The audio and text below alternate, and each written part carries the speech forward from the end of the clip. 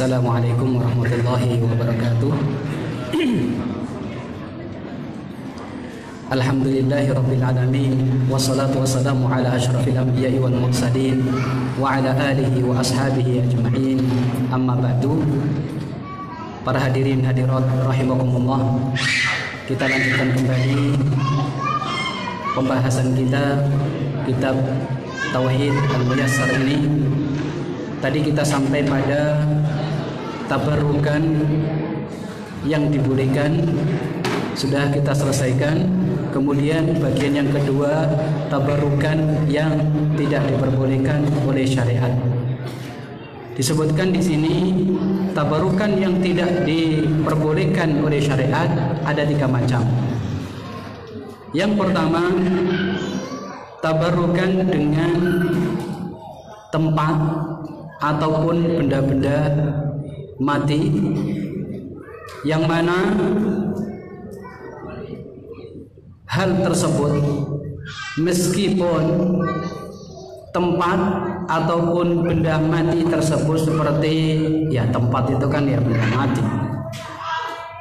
meskipun sudah ada nas penjelasan bahwasanya tempat itu barokah, maka di sini kita tidak diperbolehkan tabarukan dengan cara mengusap-ngusap tembok, misalkan mengusap-ngusap pintu, mengusap-ngusap pagar, misalkan Masjid Nabawi. Di sini tabarukan dengan tempat tersebut tadi kita jelaskan dengan cara memperbanyak amal soleh di situ. Nah, dan yang dilarang tabarukan dengan tempat itu membawa tanahnya misalkan, atau mandi dengan debunya. Nggih, kotor kabeh. Mboten tergantung. Nggih, yang seperti ini tidak diperbolehkan. Atau tiang-tiangnya Masjid Nabawi diusap-usap, diusapaken dengan badane. Mboten. Nah, ini yang tidak diperbolehkan. Nah, kenapa? Karena hal itu tidak pernah dilakukan oleh Rasulullah pun tidak menganjurkan seperti itu, tidak mensyariatkan hal tersebut, karena tabarukan berhubungan dengan ibadah, dan ibadah berarti tata caranya harus sesuai dengan napa ingkang dituntunaken. Para sahabat pun tidak pernah melakukan hal tersebut, para tabi'in pun tidak melakukan hal itu. Baik. Ini yang pertama. Yang kedua, tabarukan yang tidak diperbolehkan. Yang kedua, tabarukan dengan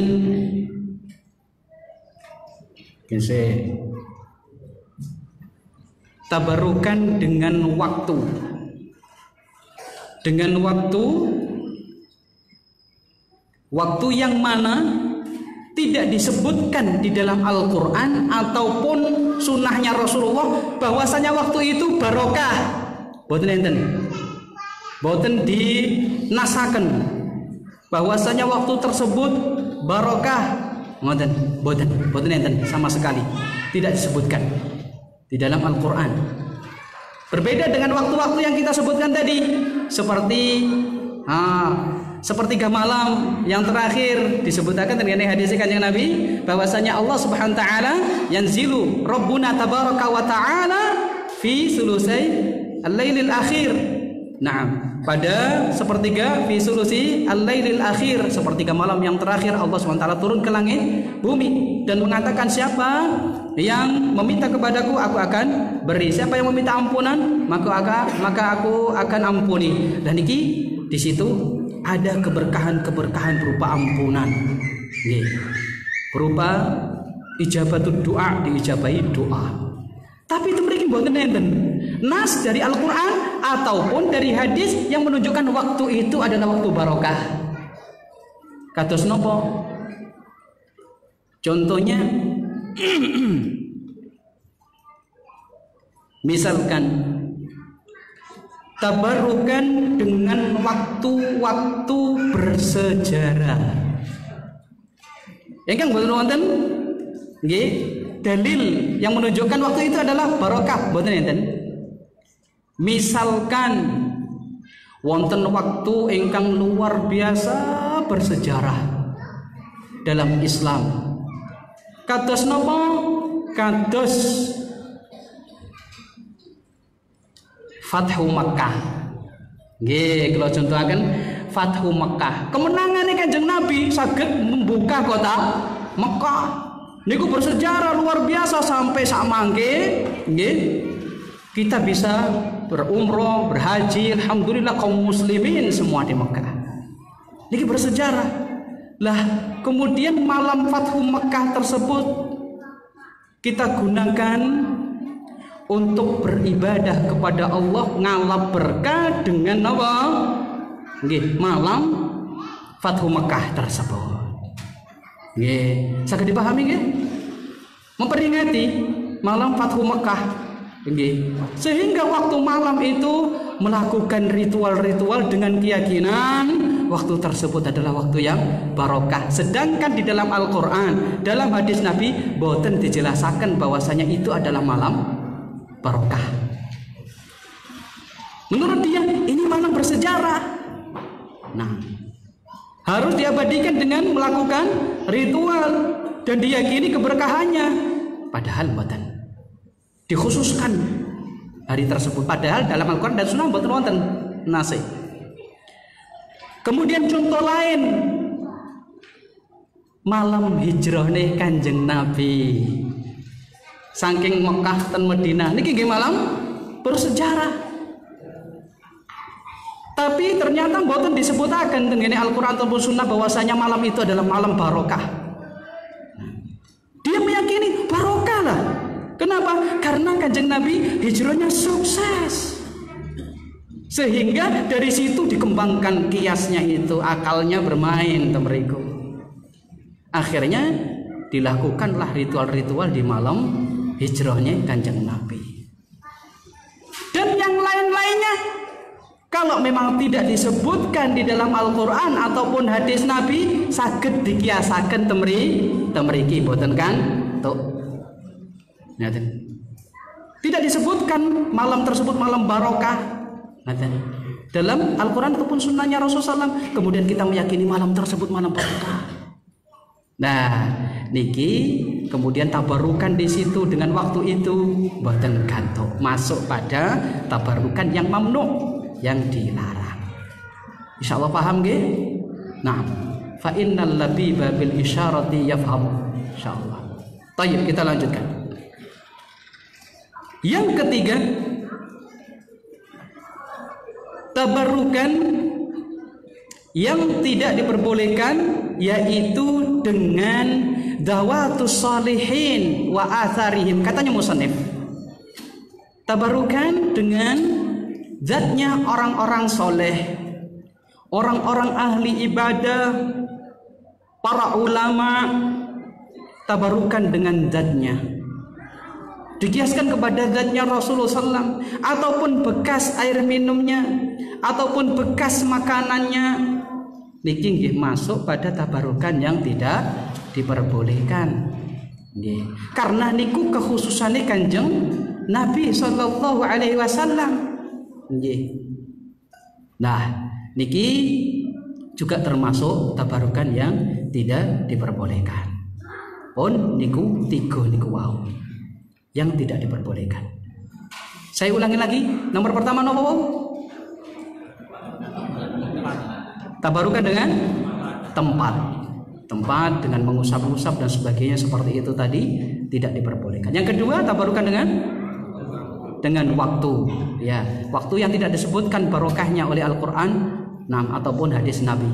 Yang ketiga, tabarukan dengan jasad orang-orang soleh, thayyib, dan bekasnya thayyib. Kemudian beliau menyebutkan kaidah-kaidah dalam tabarukan. Kaidah yang pertama, beliau mengatakan at-tabarruku ibadah. Tabarruk itu ibadah. Oleh karena itu membutuhkan tuntunan ketika kita ingin melakukan tabarruk tersebut. Wal aslu fil ibadah al mana' wal hadar wal hadar. Naam, wal hadar. Di sini al khotor, bukan khotor, ini titike dengan dha. Boten tenggene kha. Al-hadr artinya kalau tidak ada dalil yang menunjukkan hal itu jangan dilakukan. Niku asal usul ibadah. Ibadah itu pada asalnya tidak boleh dilakukan sampai ada dalil yang menunjukkan akan hal itu. Beda dengan masalah muamalah, masalah duniawiyah. Nggih. Karena setiap perkara niku boleh sampai ada dalil yang menunjukkan itu haram. Nggih. Lah, niku beda. Nggih. Perkara duniawiyah boleh semuanya. Tapi ketika ada dalil yang melarang, maka kita tidak diperbolehkan melakukan hal itu. Berbeda dengan ibadah. Pada asalnya tidak boleh melakukan sampai ada tuntunannya. Ngaten. Tayyib. Kemudian yang kedua, al-barakatu innama hiya minallah. Barokah itu pada hakikatnya milik Allah Subhanahu wa taala, dan yang bisa memberikan adalah Allah Subhanahu wa taala. Oleh karena itu tidak boleh kita mengharapkan keberkahan itu kepada selain makhluk. Meskipun keberkahan itu sudah dinaskan dalam Al-Quran ataupun Sunnah, tapi jangan sampai punya keyakinan keberkahan itu muncul dari zat-zat itu tadi. Jangan sampai. Tetap memiliki keyakinan barokah itu dari Allah. Meskipun tabarukan dengan jasadnya Rasulullah, itu pun punya keyakinan dari Allah Subhanahu wa taala. Musannif di sini mensyaratkan jasadnya Rasulullah SAW itu pun pada masa hidupnya Rasulullah. Kalau masa meninggalnya bagaimana? Mungkin bisa jadi pendapatnya musannif ini, kalau masa meninggalnya Rasulullah kita tidak tahu benar apa enggak itu jasadnya Rasulullah SAW atau bukan. Mungkin di situ pendapatnya beliau, sehingga mensyaratkan harus pada masa hidupnya Rasulullah. Nah, taib. Kemudian kaidah berikutnya, anna tabarruka bima tasbutu barakatuhu syar'an yajibu an yakuna biturukin masyru'ah. Barokah yang memang sudah dinaskan dalam Al-Quran ataupun Sunnah, itu pun cara memperoleh untuk mendapatkan keberkahan itu hendaknya sesuai dengan tuntunan pula. Jangan sampai kita membikin-bikin kayak seperti itu tadi, mungkin menurut perasaan kita saja mencari keberkahan itu dengan cara mengusap-usap temboknya dan sebagainya, tidak, tapi dengan melakukan amal soleh di situ, seperti di Masjid Nabawi dan yang lainnya. Baik, ini terkait dengan tabarukan, kaidah tabarukan, dan sudah kita selesaikan. Sekarang kita pindah kepada tawasul. Mantun tabarukan sak mangke tawasul. Apa yang dimaksud dengan tawasul? Tawasul adalah ittikhadu sababin masyru' yuqarribu ila Allah Ta'ala. Menjadikan sesuatu yang disyariatkan sebagai apa? Sebagai perantara untuk mendekatkan diri kepada Allah Subhanahu wa taala. Niki tawasul. Menjadikan sesuatu yang disyariatkan, okay, untuk mendekat sebagai perantara untuk mendekatkan diri kepada Allah Subhanahu wa taala. Dan tawasul itu ada dua macam. Yang pertama, tawasul masyru', tawasul yang disyariatkan. Kemudian yang kedua, tawasul yang mamnu', yang dilarang oleh syariat.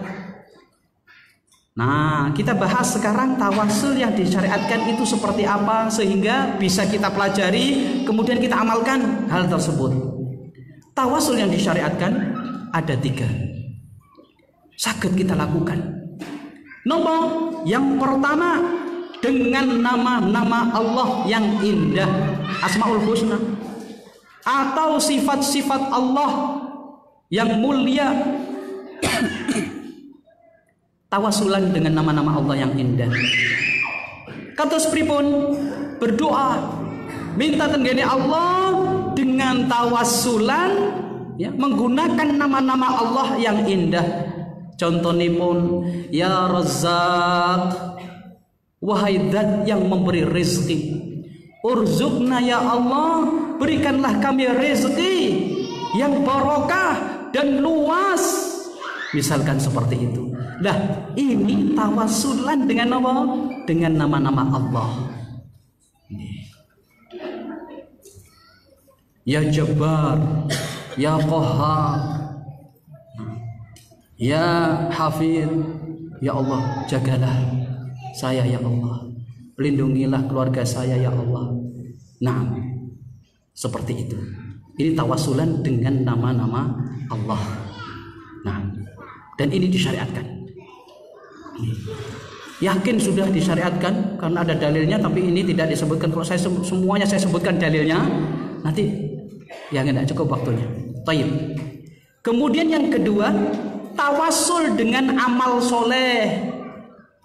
Tawasul dengan amal soleh ini seperti yang disebutkan sama Rasulullah SAW, ada 3 orang yang mana umat-umat terdahulu masuk ke gua, kemudian qadarallahu ma syaa fa'al, jatuh batu besar sampai menutup gua. Betul sakit medal. 3-tiganya dalam gua tidak bisa keluar. Sampai mereka bertawasulan. Bertawasulan dengan apa? Satunya tawasulan dengan birrul walidain. Ya Allah, nah, saya biasanya mengembala kambing. Kemudian saya perah susu kambing tersebut. Kemudian ketika pulang, nah, saya biasanya tidak memberikan susu tersebut kecuali kepada 2 orang tua saya. Nah, ternyata ketika itu saya mendapati kedua orang tua saya dalam keadaan tidur. Sedangkan anak-anak saya minta susu tersebut sampai mereka menangis, tidak aku berikan kepada mereka. Nunggu orang tua saya dulu yang minum dulu. Tujuannya apa? Birrul walidain. Ya Allah, kalau amalan saya ini ikhlas karenamu dan engkau terima di sisimu, ya Allah, bukakanlah pintu gua ini, atau bukakanlah batu besar yang menutupi pintu gua ini. Dibuka kalian Allah dikit, kelihatan berubah. Akhirnya minta yang lainnya juga supaya tawasulan juga. Tawasulan dengan apa? Nah, tawasulan dengan amal soleh yang lainnya. Nah, apa? Yaitu apa? Yang kedua, binatang apa? Oh, nggih, kalau itu meninggalkan kemungkaran. Yang amal soleh. Yang satunya dalam nggih memasrahkan apa? Harta kepada seseorang. Habis itu orangnya nggak ada, nggak tahu kemana. Setelah itu dapati ternyata hartanya berupa binatang ternak itu jadi 1 lembah. Kemudian sudah tidak mau ngambil, sudah untuk diberikan kepada orang tersebut. Nah, ini tawasulan dengan amal soleh. Ya Allah, jika engkau terima amalanku ini di sisimu, bukakanlah pintu gua ini. Dibuka sama Allah. Dan yang ketiga, orang meninggalkan kemungkaran, kemaksiatan karena Allah. Kemudian dia tawasulan, ya Allah, kalau memang aku meninggalkan amalan tersebut yang engkau larang karenamu. Dia mau zina dengan anak pamannya perempuan yang mana sedang membutuhkan, dikasih pinjaman uang, kemudian tidak bisa mengembalikan. Akhirnya apa? Sudah begini saja, sudah nggak usah dibayar, tapi bayar dengan melakukan mau zina sama aku. Ketika sudah di hadapan, sudah mau melakukan zina, sudah mau buka baju, kemudian si perempuannya mengatakan, la tafuddul khatam illa biidznillah, kecuali dengan izin Allah, atau kama qala, kecuali dengan cara yang memang dihalalkan oleh Allah. Akhirnya dia ingat, akhirnya aku ingat engkau ya Allah, dan aku takut kepadamu. Akhirnya aku tinggalkan perbuatan tersebut karenamu ya Allah. Kalau memang aku meninggalkan itu karenamu ya Allah, dan engkau terima, tolong bukakanlah pintu gua ini. Dibuka sama Allah SWT. Akhirnya mereka bisa keluar. Ini kita wasulan dengan amal soleh. Kados jenengan duduk di majelis taklim, belajar bareng-bareng ngeten iki, niki termasuk amal soleh. Sakit jenengan tawasulan, ya Allah, kalau memang duduk saya ini ikhlas karenamu, dan engkau terima di sisimu ya Allah, maka berikanlah saya keberkahan dalam hidup. Sakit dengan membaca Al-Quran, dengan bersedekah, dengan ini dan itu yang termasuk amal soleh, bisa kita gunakan tawasulan, dan ini diperbolehkan. Yang ketiga, tawasulan dengan doanya orang soleh. Niki nggih kantuk disyariataken, tapi orang soleh yang masih hidup. Orang soleh yang masih hidup, yang mana bisa berdoa kepada Allah Subhanahu wa Ta'ala, niki nggih kantuk. Tapi boten kantuk ketika orang soleh itu sudah meninggal dunia, tidak diperbolehkan. Nanti masuk pada tawasul yang makruh. Nah, ini 3 tawasulan yang diperbolehkan. Pertama dengan nama-nama Allah ataupun dengan sifat-sifat Allah, kemudian dengan amal soleh, yang ketiga dengan doanya orang soleh yang masih hidup. Kemudian masuk pada yang kedua, tawasul dengan tawasul yang dilarang oleh syariat, yang tidak diperbolehkan. Apa saja? Tawasul dengan selain yang 3 tadi. Nah, contohnya tawasul dengan kedudukan seseorang, kedudukan orang soleh yang di sisi Allah. Ya Allah, aku bertawasul kepadamu dengan kedudukan si fulan, yang mana si fulan itu mulia di sisimu ya Allah, maka kabulkanlah hajatku. Lah kados ngeten iki nggih boten disyariataken. Apakah itu syirik? Boten termasuk syirik. Tapi itu merupakan sesuatu yang baru yang tidak dituntunkan oleh syariat. Maka masuk nika wau man amila amalan laisa alaihi amruna fahuwa rad. Tayyib. Kemudian napa malih? Meminta kepada orang yang meninggal dunia. Orang soleh yang sudah meninggal dunia, kemudian kita meminta kepadanya. Misalkan meminta kepada orang soleh, misalkan Mbah Wali sinten, kita meminta kepada dia, wahai Mbah Wali fulan, misalkan ini atawassalu, saya bertawassul kepadamu, tolong sampaikan kepada Allah Subhanahu wa Ta'ala bahwasanya hajatku ini dan itu. Kados niki boten kantuk. Meminta pertolongan meminta bantuan kepada yang gaib selain Allah Subhanahu wa Ta'ala. Dan disebutkan dalam Al-Quran, walladzina tad'una min dunillah, disebutkan walladzina tad'una min dunihi la yamlikuna min qitmir. Mereka yang engkau seru selain Allah, la yamlikuna min qitmir, tidak memiliki kulit ari yang menyelubungi nawa biji kurma niku. Mboten enggak ada. Kulit ari setipis itu loh, mboten enggak ada. Ngaten. In tad'uhum la yasma'u du'aakum. Andai kata kalian menyeru mereka, mereka tidak mendengar. Meskipun hidup di alam barzakh, tapi kalau kita tahu keadaan orang yang hidup di alam barzakh seperti apa, sebagaimana dalam hadisnya, kalau dia orang soleh dibukakan pintu menuju surga, sehingga kenikmatan surga sebagian dari kenikmatan nyampe kepada dia, dan dia ditemani oleh amal solehnya. In tad'uhum la yasma'u du'aakum. Jika kamu menyeru mereka, mereka tidak mendengar. Walau sami'u, kata Allah, dan andai kata mereka mendengar, walau sami'u mastajabu lakum. Andai kata mereka mendengar, mereka pun tidak akan mengijabahi, mengabulkan permintaan kalian. Wa yaumal qiyamah, dan nanti pada hari kiamat, yakfuruna bisyirkikum. Nanti pada hari kiamat mereka akan mengingkari kesyirikan kalian. Wala yunabbi'uka mislu khabir, dan tidak ada yang bisa memberikan kabar yang bagus kecuali Allah Subhanahu wa Ta'ala. Nggih. Niki Dan masih banyak contoh-contoh yang lainnya. Pokoknya tawasulan selain 3 tadi itu dilarang di dalam syariat.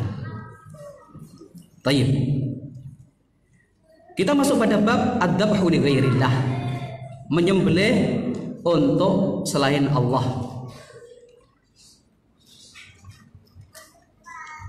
Di sini disebutkan adzabhu li ghairillah. Nah, apa definisinya? Izhaqu ruhin. Nah, wa ihraqu damin, membunuh, mengalirkan darah hewan sembelihan. Ta'ziman wa taqarruban, tujuannya adalah untuk memuliakan, tujuannya adalah untuk mendekatkan, mengagungkan. Nah, bi tariqatin makhsusah, dengan cara khusus. Nah, baik. Di sini disebutkan dzabah, menyembelih ini, nah, ada 3 macam. Yang pertama, dzabaih masyru'ah, sembelihan-sembelihan yang memang disembelih sesuai dengan syariat. Yang kedua, dzabaih mubahah, sembelihan-sembelihan yang memang, nah, diperbolehkan. Nah, tayyib, diperbolehkan. Nah, caranya juga sesuai dengan syariat. Nah, berbeda dengan yang pertama. Dzabaih masyru'ah ini ibadah seperti kurban. Oke, nanti akan dicontohkan. Yang ketiga, dzabaih syirkiyah, sembelihan-sembelihan ya yang dilakukan ya dalam rangka menyekutukan Allah Subhanahu wa taala dengan sesuatu. Baik. Kita bahas yang pertama, dzabaih masyru'ah, sembelihan-sembelihan yang disembelih, nah, sesuai dengan tuntunan syariat atau yang memang disyaratkan oleh syariat dalam menyembelihnya, dianjurkan oleh syariat dalam menyembelihnya. Kados napa? Al-udhiyah, kurban. Niki ibadah, sembelihan ibadah, mendekatkan diri kepada Allah, disebut kurban. Terus napa mawon? Menyembelih karena bernadar kepada Allah, untuk bernadar kepada Allah. Dia dalam keadaan bukan menuntut hajat, tapi dia mengatakan lillahi alayya adzabah, wajib bagi saya. Untuk apa? Untuk menyembelih misalkan kurban, binatang kurban nanti waktu Idul Adha, nadar. Nah, ini juga ibadah, sembelihan ibadah. Atau dzabhul hadi. Naam, ketika orang itu haji tamattu, maka di situ juga disyariatkan, di situ ada menyembelih hadiyun. Nah, ini juga sembelihan yang ibadah. Kemudian fidyah dalam haji, kemudian sembelihan aqiqah, niku nggih sembelihan ibadah. Nah, baik. Ini semuanya sembelihan-sembelihan yang termasuk ibadah. Kemudian yang kedua, ad-dzabaih al-mubahah. Iya. Sembelihan-sembelihan yang diperbolehkan dalam syariat. Nyembelihnya juga mengucapkan bismillah. Tapi ternyata dia itu bukan untuk mendekatkan diri kepada Allah, artinya dengan sembelihan itu tidak. Memang dia jagal.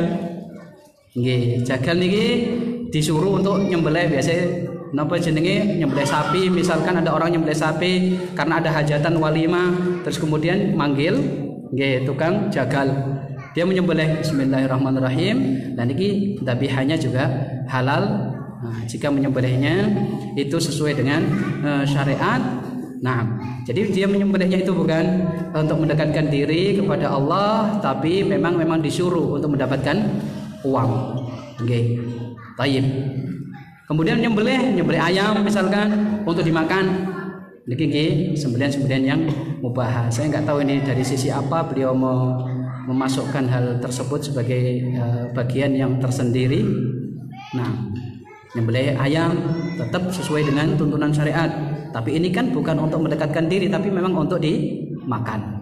Ini mungkin dilihat dari sisi situ. Oleh karena itu ini boleh untuk dimakan. Dan ini diperbolehkan, sembelihan-sembelihan seperti itu diperbolehkan. Kemudian dzabaih syirkiyah yang termasuk sembelihan-sembelihan dalam rangka menyekutukan Allah. Contohnya menyembelih hewan untuk taqarruban, mendekatkan diri kepada berhala misalkan. Nah, maka hal ini sembelihan yang syirik. Perilaku orang tersebut juga perilaku syirik menyembelihnya itu. Adzabhu lil jin, menyembelih dalam rangka mendekatkan diri kepada jin. Nah, disuruh menyembelih ayam yang begini begitu sifatnya dan sebagainya.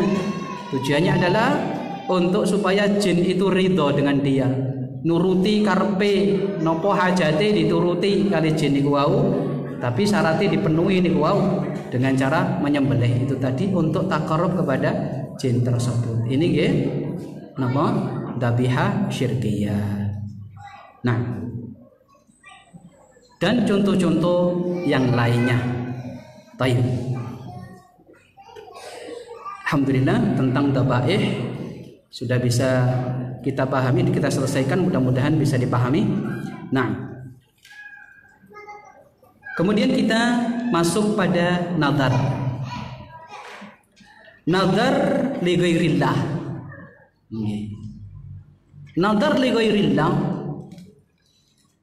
ini kalau kita lihat, nazar itu mewajibkan suatu ibadah yang asalnya tidak wajib untuk dia, tapi dia mewajibkan atas dirinya. Nah, contohnya, nah, di sana ada nazar dua nazar macamnya. Ada nazar di situ nazar yang nazar mutlak. Di sana ada nazar muqayyad. Nazar mutlak ini nazar yang tidak diikat dengan hajat kebutuhan seseorang. Nazar muqayyad ini yang diikat dengan kebutuhan seseorang. Nazar yang mutlak sebagaimana yang kita katakan, nah, lillahi alayya, saya mewajibkan bagi diriku, saya bernazar, saya nanti, nah, pekan depan saya akan puasa 2 hari. Dalam rangka apa? Mendekatkan diri kepada Allah, sehingga hal tersebut wajib bagi dia. Pertamanya tidak wajib, tapi karena janjinya, nadarnya tersebut kepada Allah ingin mendekatkan diri dengan puasa itu, kemudian dia berpuasa, maka ini wajib bagi dia untuk melakukan puasa 2 hari tersebut. Nah, ini nazar yang mutlak dan ini bagus, tidak diikat dengan hajat kebutuhan kita. Dan yang kedua, nazar yang muqayyad, diikat dengan kebutuhan. Ya Allah, kalau daganganku 1 bulan ini saya menghasilkan bersih 5 juta ya Allah, nanti yang 1 juta akan saya sumbangkan fi sabilillah untuk pendidikan Islam misalkan. Ternyata betul. Nah, dalam 1 bulan penghasilannya, dagangannya menghasilkan bersih dapat 5 juta. Wajib bagi dia untuk memberikan 1 juta itu ke untuk perjuangan Islam atau pendidikan Islam. Nah, yang seperti ini nazar muqayyad diikat dengan kebutuhan. Dan ini, nah, Rasulullah SAW mengatakan, ya, nazar yang seperti ini, ya, tidak merubah takdir Allah Subhanahu wa taala. Hanya menjadikan orang yang bakhil, orang yang pelit menjadi tidak pelit, kata Rasulullah. Baik. Nah, ini terkait dengan nazar. Nah, kemudian nazar itu tadi itu nazar-nazar yang ada dalam syariat dan bukan nazar syirik, tapi nazar ibadah niku wau. Sekarang nazar syirik. Seperti apa nazar syirik? Kalau misalkan ada yang mengatakan, kalau anak saya sembuh dari penyakitnya atau orang tua saya sembuh dari penyakitnya, saya akan menyembelih kambing untuk pohon besar yang ada di belakang rumah saya. Karena punya keyakinan anake nopo tiang sepae niku sakit dikarenakan pohon besar penunggu pohon besar yang ada di belakang rumahnya. Sehingga dia mewajibkan pada dirinya dengan mengatakan, pokoknya anakku nek waras, wong tuaku kok waras, aku akan menyembelih nopo kambing. Untuk siapa? Untuk gerumbul niku wau, untuk pohon besar, untuk penunggu pohon besar, sehingga dia tidak menyakiti keluarganya atau menyebabkan lah niki keyakinan seperti niki boten kantuk, dan nadar itu masuk pada nadar syirik. Nggih, boten kantuk. Begitu juga nadar kepada untuk nopo berhala, pokoknya selain Allah Subhanahu wa taala, maka ini disebut sebagai nadar syirik. Wallahu taala alam. Ini sebagaimana yang disebutkan oleh penulis kitab ini. Baik, kita masuk pada bab isti'anah, kemudian istighotsah, kemudian isti'adzah. Bab ini tentang isti'anah. Isti'anah itu apa? Meminta pertolongan, thalabul aun, meminta bantuan.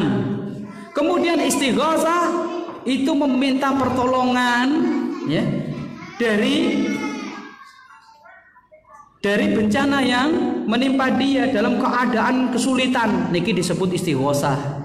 Meminta agar ditolong keadaannya yang seperti itu, dalam keadaan musibah yang menimpa dia, meminta pertolongan. Ini disebut istighotsah. Kemudian isti'adzah, ini meminta perlindungan. Tayyib.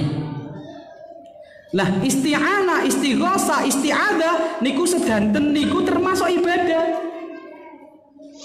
Nah, hal ini kita tahu kenapa? Karena Allah ridho, karena Allah cinta kepada hal tersebut. Loh, kita tahu Allah ridho, Allah cinta itu dari mana? Allah menyebutkan di dalam surat Al-Fatihah, iyyaka na'budu wa iyyaka nasta'in. Hanya kepadamu ya Allah aku menyembah, dan hanya kepadamu ya Allah aku meminta pertolongan. Isti'anah temriki. Kemudian istighotsah, ittastaghitsuna rabbakum fastajaba lakum. Ketika kamu dalam keadaan susah, dalam keadaan kesulitan, kemudian istighotsah meminta kepada Allah pertolongan agar supaya diangkat musibahnya, agar supaya diangkat kesulitannya dalam hidup, fastajaba lakum, maka Allah pun mengijabai, ya, istighotsah kalian. Ini menunjukkan Allah ridha dengan hal tersebut, tidak diingkari oleh Allah, bahkan disebutkan Allah mengijabai. Kemudian isti'adzah meminta perlindungan dari Allah. Ini pun termasuk ibadah karena Allah SWT menyebutkan, qul, katakan wahai Muhammad, a'udzu birabbin nas, aku berlindung kepada Tuhan manusia. Meminta perlindungan kepada Allah Subhanahu wa taala. Niki. Tayyib. Ini semuanya merupakan ibadah. Terus kemudian kalau kita lihat secara umum, meminta pertolongan, meminta perlindungan, kemudian meminta bantuan dalam keadaan kepepet. Nah, ini kalau kita minta kepada makhluknya Allah, apakah boleh apa tidak boleh? Nah, di sini ada perinciannya. Nggih, ada perinciannya. Apa perinciannya?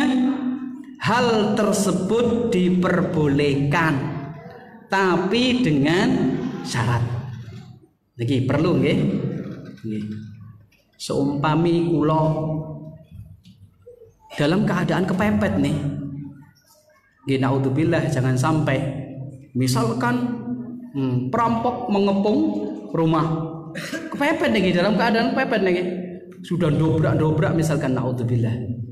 Terus kemudian saya punya nomornya Kapolres, saya telepon Kapolres, Pak, tolong Pak, saya ini dalam keadaan dikepung sama perampok nih. Nah, kemudian akhirnya Kapolres pun mengutus pasukannya misalkan untuk datang. Dan ini minta perlindungan atau mboten? Minta perlindungan, minta pertolongan apa mboten? Minta pertolongan. Dalam keadaan kepepet apa mboten? Dalam keadaan kepepet. Dimampu napa mboten kali Kapolres? Mampu. Dalam hal yang dimampu oleh Kapolres, maka di sini diperbolehkan. Terus temriki isti'anah ataupun isti'adah dari sisi bahasa lho nggih. Pertama, itu diperbolehkan jika memenuhi syarat-syarat berikut. Nomor yang pertama, alla yakuna min khasaisillah. Nggih. Bantuan yang kita perlukan itu bukan termasuk bantuan yang hanya dimampu oleh Allah saja, tapi bantuan itu dimampu oleh makhluknya. Maka hal tersebut, jika kita minta bantuan kepada makhluk itu dan dia mampu untuk melakukannya, maka ini diperbolehkan. Tapi kalau dalam hal yang tidak dimampu, misalkan kita minta telepon kepada, misalkan, atau tidak telepon, ya kita teleponlah pada Kapolres misalkan, minta bantuan yang tidak dimampu oleh Kapolres, meminta supaya dilindungi oleh Kapolres dimanapun kita berada, misalkan, tapi tidak dimampu, atau meminta keberkahan, meminta keselamatan dunia akhirat kepada Kapolres misalkan.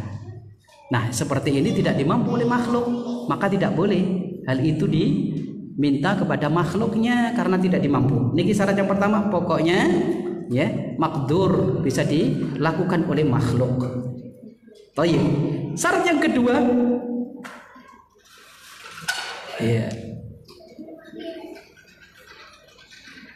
Jadi syarat yang pertama tadi apa? Syarat yang pertama ini bukan termasuk kekhususan Allah. Apa yang diminta itu bukan termasuk kekhususan Allah, maksudnya yang mampu untuk memberikan itu hanya Allah SWT saja, bukan. Tapi makhluk juga mampu misalkan, maka hal ini boleh diminta dari makhluk. Ini yang kedua, makhluk itu mampu untuk melakukan hal tersebut. Nggih, hampir sama nggih, hampir mirip. Tapi ini dilihat dari sisi orang yang diminta itu tadi. Kalau yang pertama diminta apa? Dilihat dari sisi perkara yang diminta. Kalau yang kedua ini dilihat dari sisi orang yang dimintai pertolongan. Orang dimintai pertolongan mampu dia. Baik. Kemudian syarat yang ketiga apa? An yakuna hayyan. Orang yang dimintai pertolongan itu hendaknya dia hidup. Masih hidup. Mboten sampun pecah. Yang keempat syaratnya an yakuna hadiran, dia pun ada, dia pun mendengar, meskipun tidak hadir di tempat kita, tapi dia mendengar. Nah, kita telepon tadi dengan cara seperti itu, dia mendengarkan hal tersebut. Nah, dan mampu untuk melakukan, maka ini semuanya diperbolehkan. Diperbolehkan yang seperti ini. Kalau di luar syarat-syarat itu tadi, kok tidak memenuhi syarat-syarat itu tadi, 4 syarat itu tadi, maka masuk pada isti'anah, meminta pertolongan atau istighosah yang tidak diperbolehkan. Wallahu ta'ala alam. Kita masuk pada pembahasan syafaat. Masya Allah, pun pinten nih pembahasannya. Alhamdulillah dapat ghanimah nggih. Alhamdulillah, masalah tabaruk, masalah tawasul, masalah syafaat sak mangke. Nggih. Jarang-jarang lho kados pangaosan kados ngeten iki. Nggih, kula nggih seneng nggih. Napa saged bahas kados ngeten iki? Nggih, kula nggih cantuk ilmu, saged murojaah kembali. Nggih. Saged kita ingat kembali karena dengan murojaah itu hayatul ilm, hidupnya ilmu. Karena kalau tanpa dimurojaah ilmu itu mati. Untuk mengamalkan itu lo lali wisan. Nah, tapi kalau ingat, oh iya ingat, nah ini diamalkan, mudah diamalkan. Baik. Syafaat. Apa yang dimaksud dengan syafaat? Syafaat itu kata musannif at-tawassutu lil ghair bijalbi manfaatin aw daf'i madarratin. At-tawassutu lil ghair, menjadikan orang lain sebagai apa? perantara untuk dalam hal apa? Dalam hal untuk mendapatkan suatu kemanfaatan atau menolak suatu kemadharatan. Loh, kok mirip dengan tawasul, Ustaz? Kalau tawasul tadi kan untuk mendekatkan diri kepada Allah. Kalau ini menjadikan orang tersebut sebagai tawasul sebagai perantara dalam masalah untuk mendapatkan kebaikan kembali kepada kita atau menolak kemadharatan yang akan datang kepada kita. Ini disebut syafaat, istisfa. Baik. Nah, syafaat itu ada dua macam. Baik. Syafaat manfiyah dan syafaat musbatah. Baik. Sebentar sebelum kita masuk ke situ. Jadi saya gambarkan sekarang. Mungkin di bahasa kita itu bukan syafaat. Ini dalam hal-hal duniawi loh, nggih. Dalam hal duniawi. Kados ngeten. Saya punya kenalan direktur perusahaan misalkan besar. Sedangkan saya punya adik. Saya punya adik. Kemudian direktur itu teman saya dulu sekolah dan akrab dengan saya. Adik saya nganggur, tidak memiliki pekerjaan. Misalkan, contoh lain dah. Contoh lain, misalkan ini tadi direktur perusahaan. Saya rubah sekarang. Direktur tersebut punya, direktur ini saya nggak kenal. Direktur ini punya orang dekat. Kaki kanannya dia, tangan kanannya direktur ini dekat sekali dengan orang kepercayaan direktur tersebut. Dan ternyata orang kepercayaannya itu teman saya. Teman saya akrab dulu, teman sekolah dan sebagainya. Adik saya tadi itu nganggur. Saya bilang kepada teman saya, Mas, tolonglah. Mungkin sampean bisa bantu adik saya biar melayangkan surat lamaran pekerjaan ke perusahaan yang sampean di situ. Dan nanti tolong sampean syafaati artinya sampean kasih bantuan supaya sampean sampaikan kepada direktur agar supaya ini diterima adik saya. Akhirnya ya wis, sampean suruh ngirim lamaran pekerjaannya, kirim. Sudah. Ketika sudah sampai di sana, bilang orang tangan kanannya direktur tersebut, Pak, ini adiknya teman saya, Pak. Ini teman saya yang akrab ini, Pak.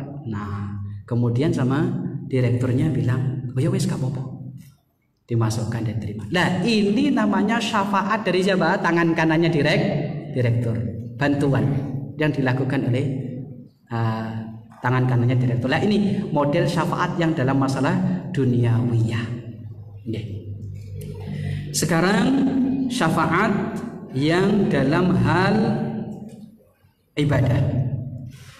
Di sini ada syafaat yang manfiyah, ada syafaat ini dalam masalah agama. Syafaat manfiyah, ada syafaat yang musbatah. Syafaat manfiyah itu syafaat yang ditiadakan oleh syariat. Kemudian syafaat yang musbatah itu syafaat yang ada, dinas ada dalam syariat. Sekarang syafaat yang ditiadakan oleh syariat. Itu apa? Syafaat yang diminta dari selain Allah Subhanahu wa ta'ala. Dan syafaat itu syafaat yang tidak dimampu kecuali hanya Allah saja yang mampu. Kemudian diminta kepada makhluk yang mana dia tidak mampu. Misalkan seperti apa syafaat yang ditiadakan ini diminta dari selain Allah. Padahal syafaat itu hanya milik Allah. Walillahi syafa'atu jami'an. Syafaat semuanya itu milik Allah Subhanahu wa ta'ala. tapi diminta dari selain Allah. Nah, maka hal tersebut ditiadakan oleh syariat.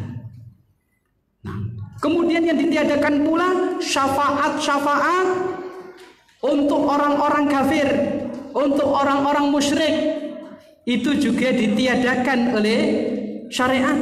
Tidak ada, ditiadakan oleh Allah Subhanahu wa taala. Orang-orang zalim, orang-orang kafir, orang-orang musyrik, disebutkan hal tersebut dalam surat Ghafir ayat 18, malidz zalimina min hamimin wala syafi'in yuta. Tidak ada bagi mereka apa? Teman-teman dekat yang bisa menolong dia nanti pada hari kiamat. Kemudian syafi', tidak ada orang yang memberikan syafaat. Nah, kenapa? Karena orang-orang musyrik menurut mereka berhala-berhala pada zaman orang-orang kafir Quraisy, Lata Uzza itu dianggapnya mereka itu nanti, makanya mereka mendekatkan diri kepada Lata Uzza Manat, yang mana mereka itu adalah asalnya orang-orang soleh, dijadikan patung-patung, kemudian mereka bertakorup kepada patung-patung tersebut dengan keyakinan mereka nanti itu akan memberikan syafaat kepada ya orang-orang yang mendekatkan diri tersebut, memberikan syafaat kepada Allah, memberikan pertolongan, memintakan pertolongan kepada Allah Subhanahu wa taala untuk orang-orang yang menyembahnya. Nah, disebutkan ya di dalam Al-Qur'an, syufa'auna indallah, mereka itu akan memberikan syafaat kepada kami. Lah, syafaat yang seperti itu dinafikan oleh Allah Subhanahu wa taala. Malidz zalimina min hamimin wala syafi'in yuta. Kemudian asy-syafa'al mutsbatah, syafaat yang ditetapkan ada dalam syariat. Itu seperti apa? Hiya allati tutlabu minallah, syafaat yang diminta dari Allah Subhanahu wa taala. Oleh karena itu, para hadirin sekalian, meskipun Rasulullah SAW itu diberikan syafaat oleh Allah untuk memberikan kepada umatnya, namun syafaat tersebut bagi kita jangan sampai kita memintanya dari Rasulullah SAW. Jangan sampai kita meminta kepada Rasulullah, ya Allah, ya Rasulullah, berikanlah aku syafaatmu. Boten. Tapi ya Allah, Allahumma syafi' fiyya nabiyyaka. Ya Allah, berikanlah aku syafaat nabimu. Seperti itu. Nah, ini sudah jam 11 nih. Nggih, alarmnya udah bunyi. Nggih. Nah, seperti itu. Kita meminta kepada Allah syafaatnya Rasulullah sallallahu alaihi wasallam. Nah, disebutkan temriki, syafaat yang ada itu yang diminta dari Allah Subhanahu wa taala. Syaratnya seperti apa? Nah, disebutkan yang pertama, syarat-syarat daripada syafaat yang memang disebutkan ada dalam syariat. Yang pertama, idzunullahi lisyafi' an yashfa'. Adanya izin dari Allah Subhanahu wa taala untuk siapa? Orang yang memberikan syafaat untuk memberikan syafaat. Kanjeng Nabi kantuk izin apa mboten? Kantuk izin saking Allah Subhanahu wa taala untuk memberikan syafaat. Niki syarat yang pertama. Syarat yang kedua, ridahu 'anis syafi' wal masyfu'lah.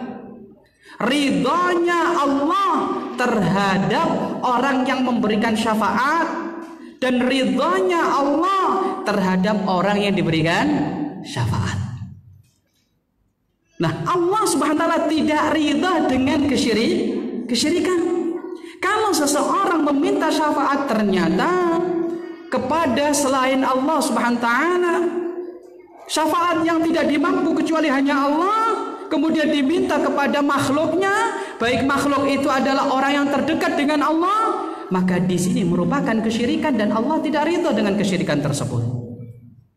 Nah, ini dua syarat ini merupakan syarat daripada syafaat yang ada atau ditetapkan ya oleh syariat. Baik.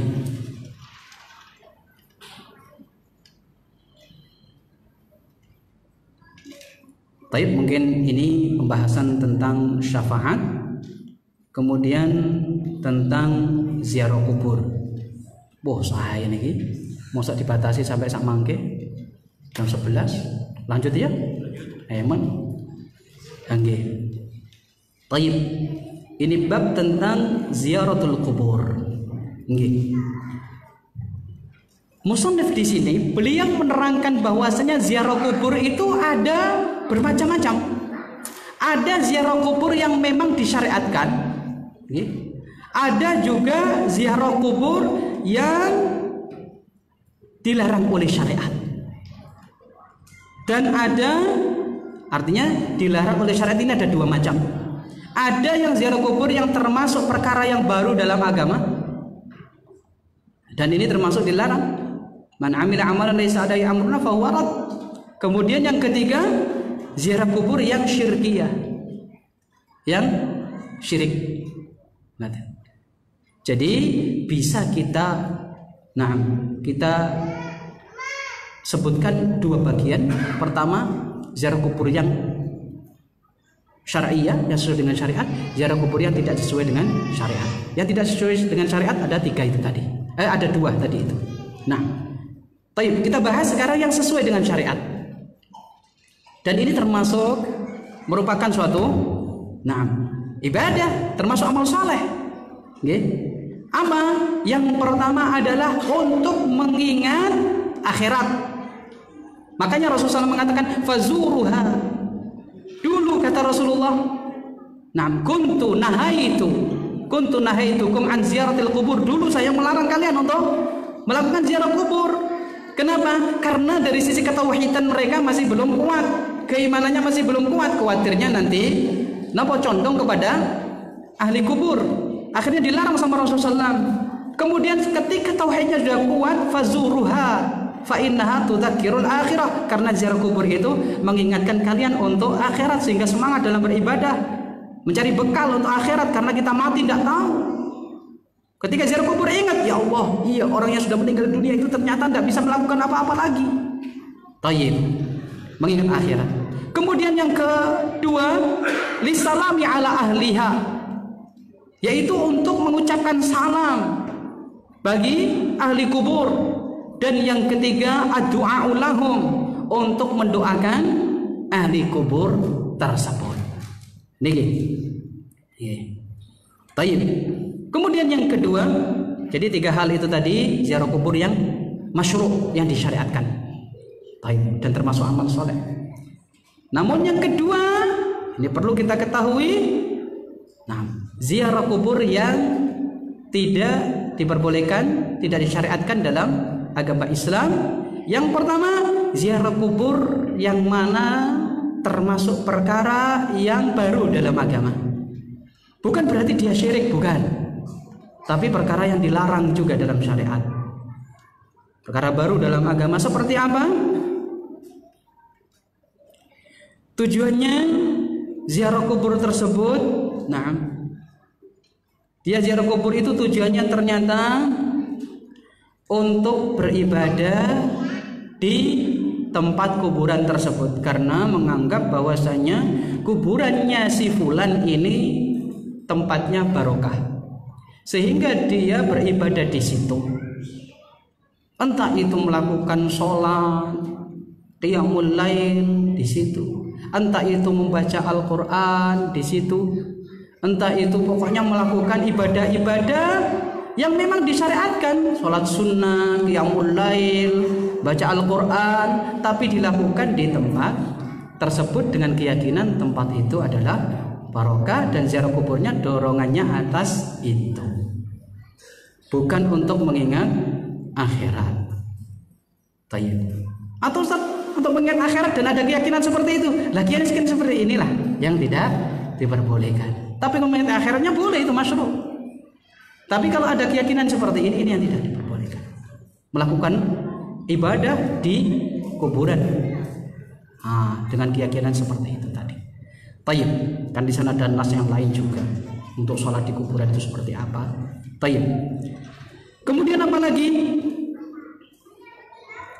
Syaddur rihal ilaiha. Syaddur rihal itu seperti apa?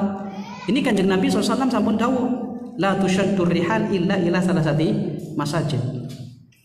Rihla ubudiyah, bepergian, safar, bepergian. Yang mana bepergian ini bepergian bepergian ibadah. itu tidak boleh dilakukan kecuali ketiga masjid. Pundi?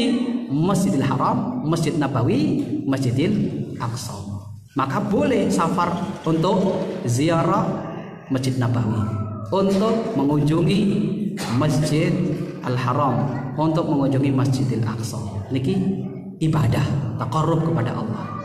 Tapi kalau ibadah, zatnya memang ibadah, rihlah yang ibadah, itu selain itu maka tidak diperbolehkan. Seperti hanya safar, bepergian dalam rangka untuk ziarah kubur misalkan, maka di sini hadis itu tadi ya telah melarang akan hal itu, dan ini termasuk perkara yang baru. Nah, untuk mengingat akhirat, Ustaz, mengingat akhirat bisa dengan tidak bepergian. Nah, melakukan bepergian. Bolehlah kalau kita misalkan memang kuburan orang tua kita misalkan di Jawa Barat, tapi kita di sana ada family, kunjungan ke sana, ke familinya dulu. Tujuannya memang silaturahim ke sana. Nah, kemudian setelah itu kita ziarah kubur, tidak masalah. Tapi tujuannya itu tadi, yang pertama apa? Silaturahim. Kemudian bisa mengunjungi kuburan tersebut, bukan menjadikan utama sebagai syaddur rihal atau bepergian tujuannya adalah untuk ziarah kubur tersebut. Wallahu taala alam. Kemudian yang kedua yang termasuk ziarah kubur yang mamnu'ah, kata musannif, ziarah syirkiyah, ziarah yang syirik. Seperti apa ziarah yang syirik itu? Nah, yaitu memberikan suatu ibadah, menyuguhkan salah satu dari bentuk-bentuk ibadah disuguhkan kepada ahli kubur. Seperti doa disuguhkan kepada ahli kubur. Ahli kubur ternyata dimintai bantuan misalkan. Nah, istighosa, meminta pertolongan kepada orang soleh. Ya, minta pertolongan kepada orang soleh. Tolong saya dalam keadaan kesulitan. Bawa li fulan, ya Rasulullah. Misalkan di kuburan Rasulullah. Saya dalam kesulitan ya Rasulullah. Tolong bantu saya ya Rasulullah. Nah, yang seperti ini buatan kantung. Bahaya meminta kepada Rasulullah SAW sudah meninggal dunia, minta kepada Allah Subhanahu wa ta'ala. Misalkan dengan tawasulan bagaimana? Setelah jenengan umroh manten-manten masuk ke masjid Kanjeng Nabi, salat tahiyatul masjid mriku. Setelah itu ziarah kubur Kanjeng Nabi. Sampai tenggene makam Kanjeng Nabi, assalamualaikum ya Rasulullah. Manten-manten sampinge malih assalamualaikum ya Abu Bakar. Sampingi malih assalamualaikum ya Umar. Sampun mantun ngonten jenengan ngadep kiblat minta tenggene Allah, ya Allah, kalau memang ziarah kubur saya kepada Rasulullah ini termasuk amal soleh dan aku lakukan ikhlas karenamu dan engkau terima di sisimu ya Allah, tolong ya Allah kesulitan saya dalam hidup ini engkau angkat dan ganti dengan kemudahan. Nah, niki tawasulan dengan amal soleh niki punika ziarah kubur. Tujuannya ke sana napa? Umrah. Boten didadosaken napa tujuan utama ziarah kubur niku karena Kanjeng Nabi sampun dawuh. Nggih, la tusyaddur rihal, tidak bepergian ya, di perpergian ibadah kecuali kepada 3 masjid. Tujuannya adalah untuk mengunjungi mengunjungi Masjidil Haram, mengunjungi Masjid Nabawi, kemudian yang itu tadi tabaan mengikuti. Ngaten. Sihir, niki bab sihir sak mangke. Sampun napa? Lanjut nggih. Bismillah. Tentang bab sihir. Sihir niku napa? Pengertiannya ruqa wa azaim. Ruqa niki mantra-mantra, doa-doa, nggih. Jampi-jampi, azaim, ta'awid, adwiyah, nggih sami mawon ta'awid niku nggih, doa-doa, mantra-mantra. Wa adwiyah, obat-obatan, ramu-ramuan, aqaqir sama ramuan-ramuan, tu'assir 'alal qalb. Nah, bisa nggih ada efeknya ada efek pada hati seseorang, wal badan, dan pada badan seseorang. Biidznillah, dengan izin Allah, karena tanpa iznillah tidak akan bisa. Disukani, misalkan dikasih minum kados kopi ngeten iki, tapi ternyata gulanya itu tadi habis dibaca-bacain mantra-mantra. Sehingga saya setelah minum kopi ini langsung subhanallah, napa? Langsung seneng banget kali sing sungani kopi niku wau. Nah, mboten purun mantuk ten Jember. Pengine ten mriki terus gara-gara kenging sihir niku wau. Nopo mawon ingkang kula punyai, kula kasih kepada dia yang bikin kopi niku wau. Nah, sihir. Nggih. Tapi kula niku wau senenge napa? Seneng kali sesungkani kopi niku wau, krana sesungkani kopi. Jazahullah khairan, mahabba fillah. Dan benten ini beda. Nah, ini sihir. Nah, begitu juga wanita misalkan. Nah, wanita ketika rokok itu misalkan sudah dibacain ini itu dan sebagainya, dan ditiup di situ. Ketika rokokan di depan wanita itu, wanitanya bau rokoknya langsung kesemsem. Bingung, pulang pun ingat dia terus. Seneng pokoknya. Sampai pengen keluar dari rumah ingin menemui laki-laki tadi itu. Berarti ini sihir. Taib. Ini sihir aksamu sihir. Macam-macam sihir. Ada 2 macam sihir itu disebutkan oleh musannif. Sihir yang pertama syirkun akbar, syirik besar, masuk pada syirik besar. Nah, kata beliau, huwallazi yakunu biwasitatil jin, yang mana ini dengan meminta pertolongan kepada jin dan setan. Dan tukang sihir tersebut, orang yang biasa mensihir itu melakukan ritual-ritual yang mana untuk mendekatkan diri kepada jin, kepada setan itu melakukan ritual. Apa yang diinginkan oleh setan dilakukan, sehingga apa yang diinginkan oleh tukang sihir ini keturutan. Niki simbiosis mutualisme. Tayyib, kerjasama yang bagus, solid. Satunya menyuguhkan suatu ritual kepada jin setan itu, setannya pun mengabulkan apa yang dikehendaki. Misalkan disuruh menulis ayat Al-Quran, dipotong-potong, bismillah dipotong basin, niki menghinakan Al-Quran. Nah, kok dipotong-potong, tulisannya bismillah sambung, ini dipotong-potong, ditulis kalian darah head. Naudzubillah, dilakukan hal itu untuk apa? Mendekatkan diri. Al-Quran disuruh sama jinnya taruh di mana? Di dalam kamar mandi. Hinaan terhadap seperti itu misalkan, atau ritual-ritual yang lain. Nah, untuk mendekatkan diri kepada jin tersebut atau setan itu, maka ini masuk pada kesyirikan, syirik besar. Tayyib. Kemudian yang kedua, termasuk dosa atau kemaksiatan. Bukan kesyirikan besar tapi dosa besar. Apa itu? Yaitu sihir. Yang mana sihir ini membuat seseorang tidak sadarkan diri. Misalkan dengan jampi-jampi, dengan ramuan-ramuan untuk menipu seseorang, maka hal ini tidak diperbolehkan. Atau dengan melakukan apa jenenge? Ini sebenarnya kalau saya melihat sih pada hakikatnya kayak seperti hipnotis itu dengan perkataan gitu. Niku sihir sebenarnya. Sebenarnya kalau saya lihat itu pada asalnya kan boleh. Boleh dari sisi asalnya untuk mempengaruhi seseorang dengan kata-kata. Asalnya kan boleh.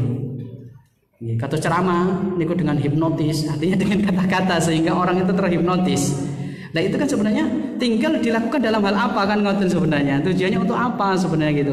Kalau untuk menipu orang ya jelas itu tidak diperbolehkan. Tapi ini adalah untuk menipu maksudnya. Begitu juga sulap untuk membohongi orang. Nah ini masuk pada dosa kata musannif di sini. Membohongi seseorang misalkan. Sehingga orang itu percaya, ini orang ini hebat bisa seperti ini misalkan. Padahal itu adalah mungkin gerak cepatnya tangan dan sebagainya. Ini masuk pada kebohongan. Ini membohongi orang. Ini menurut musannif masuk pada dosa. Bukan masuk pada kesyirikan. Baik.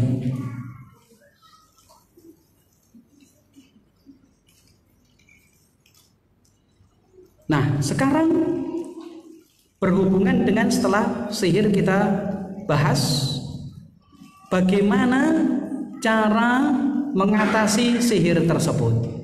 Seseorang ingin mengatasi sihir itu, mengobati sihir tersebut. Disebut dengan an-nushrah. An-nushrah mengobati sihir. Nah, mengobati sihir ini, untuk mengangkat sihir tersebut, ini ada dua macam. Yang satunya mengobati sihir dengan sihir. Mengobati sihir dengan sihir pula. Nah, habis disihir si fulan, dia lari ke si fulan untuk menangkal sihirnya si fulan. Nah, kados ngeten iki mboten kantuk muharram, dilarang karena di situ minta pertolongan kepada setan ataupun jin, tidak diperbolehkan. Yang kedua, mengobati sihir dengan ruqyah syar'iyah, dengan ayat-ayat Al-Qur'an, dibacakan surat Al-Baqarah, dibacakan surat Al-Ikhlas, Al-Falaq, An-Nas, dengan doa-doa dari sunnahnya Rasulullah SAW, maka hal ini diperbolehkan. Tayyib. Setelah itu musannif luar biasa bagusnya menyebutkan ciri-ciri sihir itu kayak apa.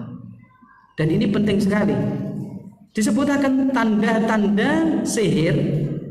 Nah, biasanya orang ini, biasanya orang-orang pengobatan biasanya ya kelihatan ini medis murni ataukah di situ ada unsur-unsur sihir. Disebutkan ciri-cirinya, di antaranya yang ada unsur sihir biasanya yas'alul marid, meminta atau bertanya kepada orang pasien, namamu siapa? Nama ibumu siapa? Ditanya namanya dia, nama ibunya. Nah, untuk apa? Untuk dilakukan apa? Ritual. Kemudian yang kedua, ya'khudhu asaran. Loh, Ustaz saya ke dokter loh ditanyai seperti itu. Nah, itu keperluan administrasi biasanya. Bukan berarti itu ciri sihir buatan. Yang kedua, ya'khudhu asaran min asaril marid. Mengambil bekas dari apa yang digunakan oleh pasien tersebut. Mungkin ngambil rambutnya atau ngambil kaos dalamnya atau celana dalamnya yang biasanya dipakai oleh dia. Maten biasanya. Ini termasuk ciri sihir. Kemudian yang ketiga, kita batu tolasim. Biasanya disukani kertas temriku wonten tolasim. Tolasim niku raja-raja. Tulisan-tulisan yang kita tidak paham. Nggih. Kadang ada huruf-huruf angka-angka, terkadang ada bulat-bulat, terkadang ada nggih napa huruf ha, kha, khi, napa mawon. Lah niku huruf-huruf hijaiyah temriku yang kita tidak paham, niku tolasim. Tolasim niku nggih raja-raja. Kemudian tilawatul azaim, mengucapkan mantra-mantra yang tidak bisa dipahami. Tayyib. Kemudian apa lagi? Meminta kepada pasien untuk melakukan menyembelih hewan yang modelnya seperti ini, atau meminta buah-buahan yang seperti ini. Wis sampean Nek anak sampeyan gak gelem pacaran, loh, gak gelem pacaran kok malah kan sayang ya. Nek gak gelem pacaran, gak wani pacaran, kadang wong tuwa niku wonten ingkang bingung nek anake ora gelem pacaran. Akhire ten kene nggih dukun kados ngoten. Wis nek ngono golek ana gedang sing kulite abang. Nah, niku sing aneh-aneh kados ngoten niku. Nah, ternyata uripe ten pundi? Nah, uripe ten Sidoarjo misalkan ten kota, susah pados gedang sing kulite abang misalkan. Nah, adanya di tempat-tempat kados Jember, Lumajang niku insyaallah kada. Tapi kira kan ten Sidoarjo wonten. Nah, biasanya minta yang aneh-aneh. Minta disembelihkan napa? Nggih, ayam yang warnanya gini dan sebagainya, putih ataupun hitam ataupun bagaimana seperti itu di antara ciri-cirinya. Taib. Kemudian biasanya diberi oleh orang tersebut, nah mungkin benda, entah itu kertas, entah itu apa, air atau apa, untuk ditanam di pekarangannya. Ini di antara ciri-ciri sihir yang disebutkan oleh musannif dan tidak saya sebutkan semuanya. Subhanallah, niki sampai pada bab sihir mawon niki sampun dhuhur nggih. Nggih, cukup nggih. Nggih. Tayyib, subhanallah. Rencana anak itu saya selesaikan. Nah, saya bacanya sudah selesai. Azam saya ingin menyelesaikan juga di sini, tapi qadarullah. Waktu tidak memungkinkan. Nah, wallahu taala a'lam. Nggih, mohon maaf atas segala kekurangan. Apa masih dibuka pertanyaan atau sudah cukup? Panitia? Ya, gimana? Dalam? Adzan dulu. Tayyib. Adzan dulu.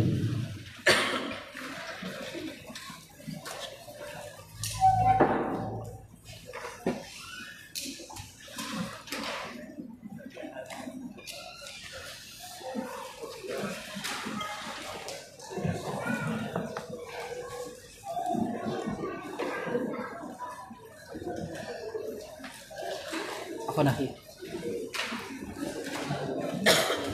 Jangan dimasukkan ke YouTube. Gitu. Nah, ini masuk YouTube. Ini Facebook nggak apa-apa. Tapi jangan di YouTube.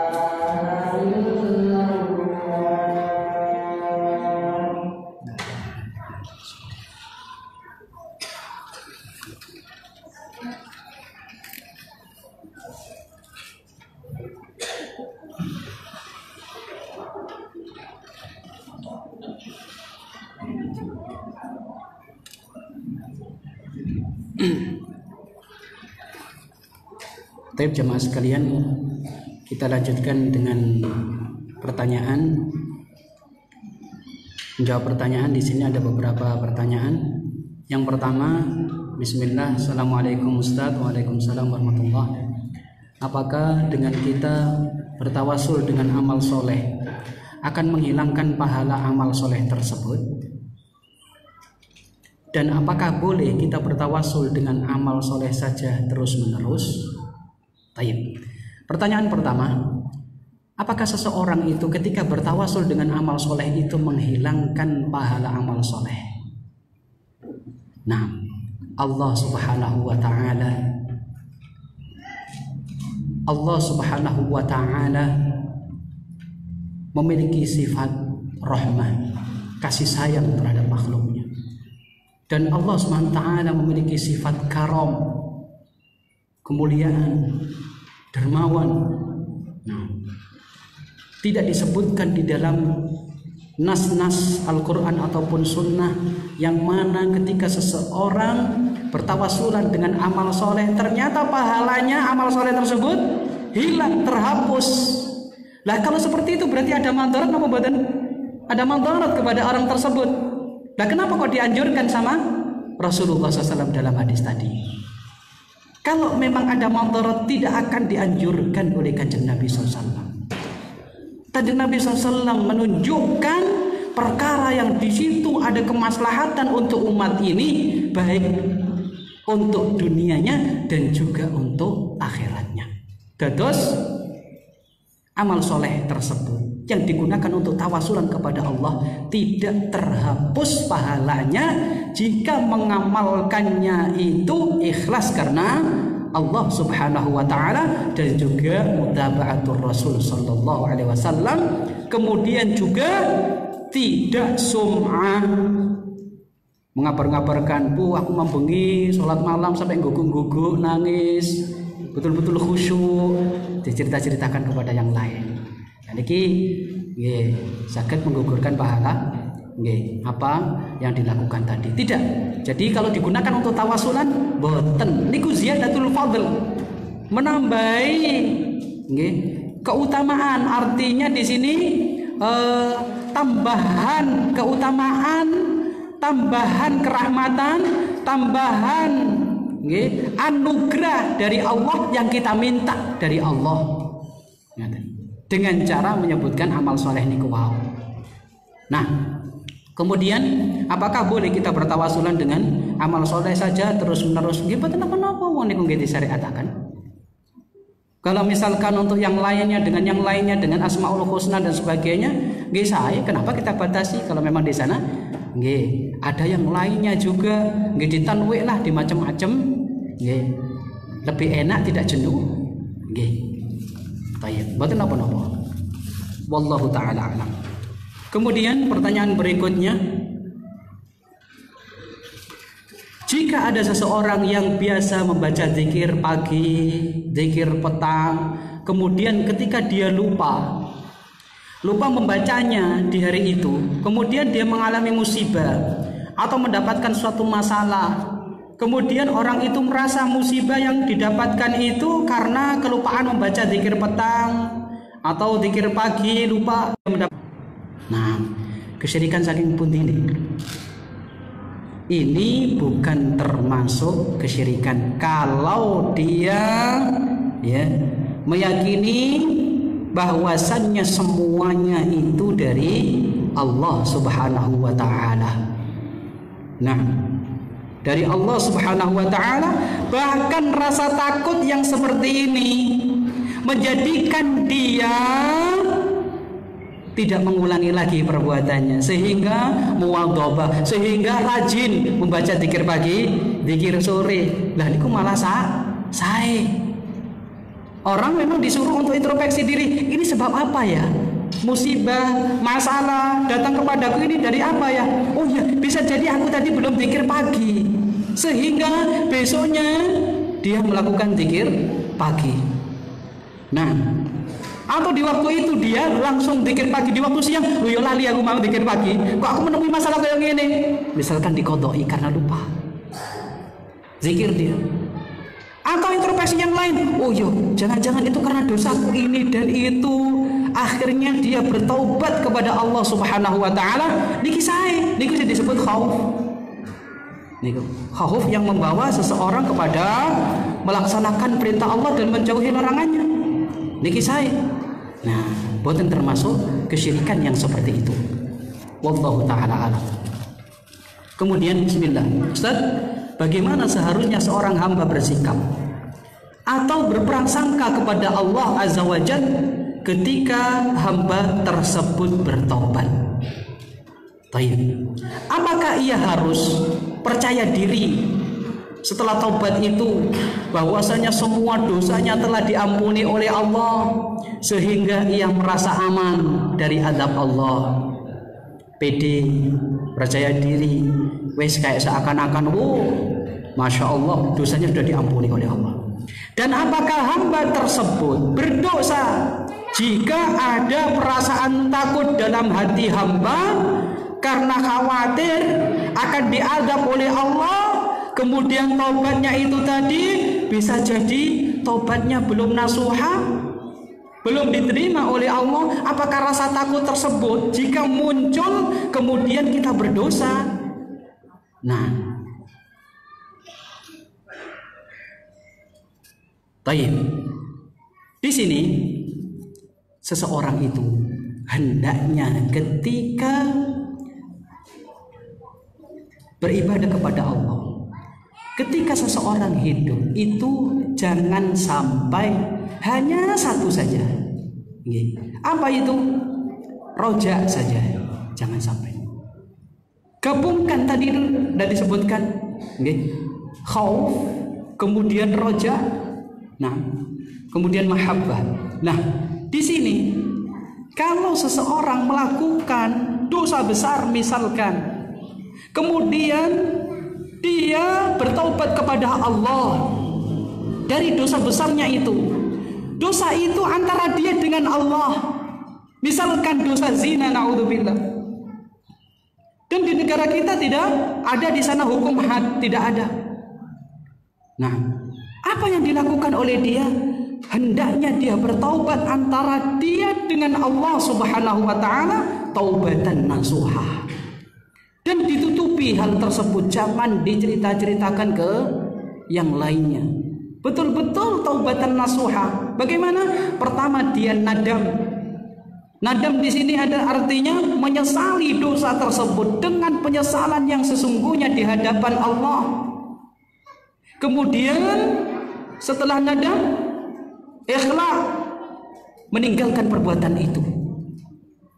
Nah, meninggalkan perbuatan tersebut. Yang ketiga, tidak mau mengulangi lagi perbuatan itu, berazam, bertekad untuk tidak memulai lagi atau tidak mau melakukan lagi perbuatan yang ditobati itu. Maka 3 syarat ini yang disebutkan oleh para ulama, ini disebut taubatan nasuha. Kalau dosanya ternyata terkait dengan hak orang lain yang diambil oleh dia, maka berkewajiban yang keempat mengembalikan hak orang tersebut yang diambil. Nah, ini taubatan nasuha. Ini taubatan nasuha. Nah, taubatan nasuha yang seperti ini diharapkan taubat tersebut diterima oleh Allah Subhanahu wa taala, Oleh karena itu, jangan sampai seseorang itu sudah merasa aman seakan-akan nggak berdosa. Nah, kemudian tidak ada rasa takut. Nah, tidak ada rasa takut sama sekali sehingga tidak menjadikan dia itu menangis di hadapan Allah Subhanahu wa taala. Oleh karena itu antara roja dan khauf ini penting sekali dalam kehidupan. Merasa aman, merasa ini sehingga kemudian dia tidak ada di situ rasa takut kepada Allah, dari azab Allah tidak ada, jangan sampai seperti itu.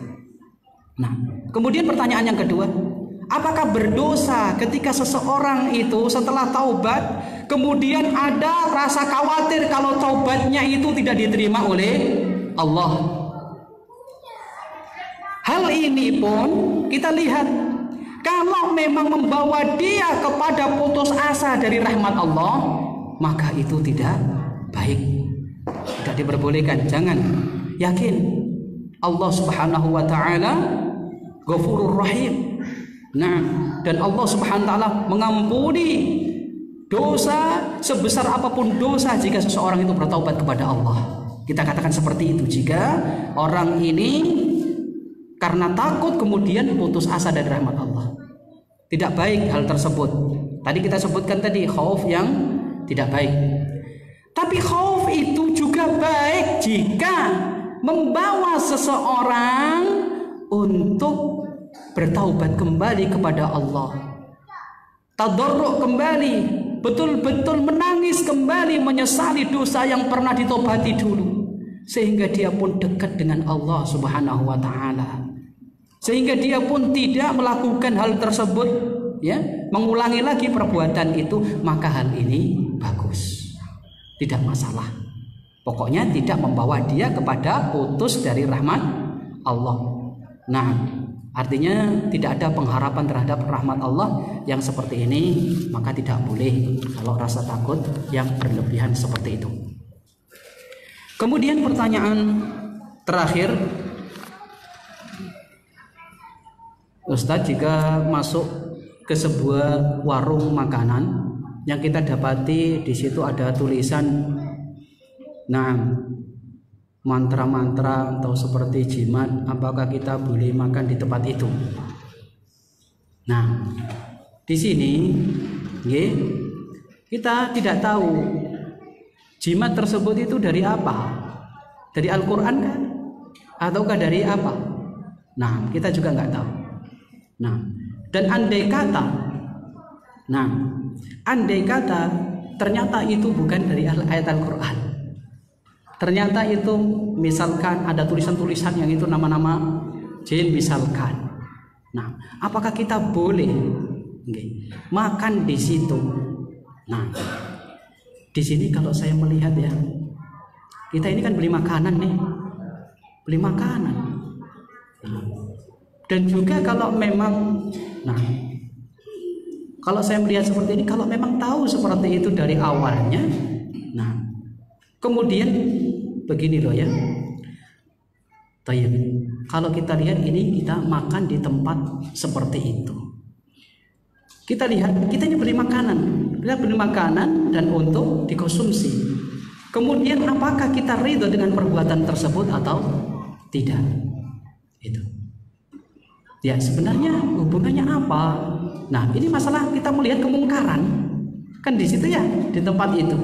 Maka di sini kalau kita makan di situ, kemudian kita dalam hati kita tidak setuju dengan perbuatan tersebut, bahkan kita bisa menyampaikan dengan cara yang baik kepada yang punya warung, disampaikan dengan baik, maka hal ini tidak masalah, saya lihat tidak masalah. Tapi kalau kita makan di situ dan setuju saja dengan hal tersebut, maka ini menjadi masalah bagi diri kita. Nah, ini kalau memang kita tahu seperti itu, bagaimana Ustaz? Nah, kalau memang kita bisa memberikan nasihat di situ, makan yang beli yang banyak, tujuannya apa?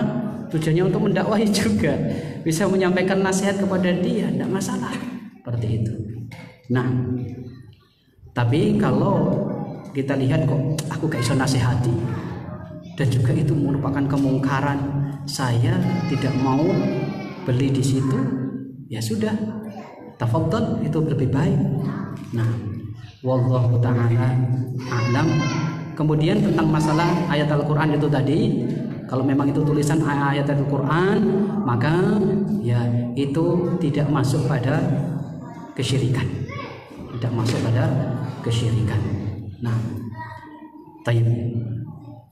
Kalau sudah kita tahu ternyata itu memang bukan dari ayat Al-Quran, kemudian kita tidak bisa menyampaikan.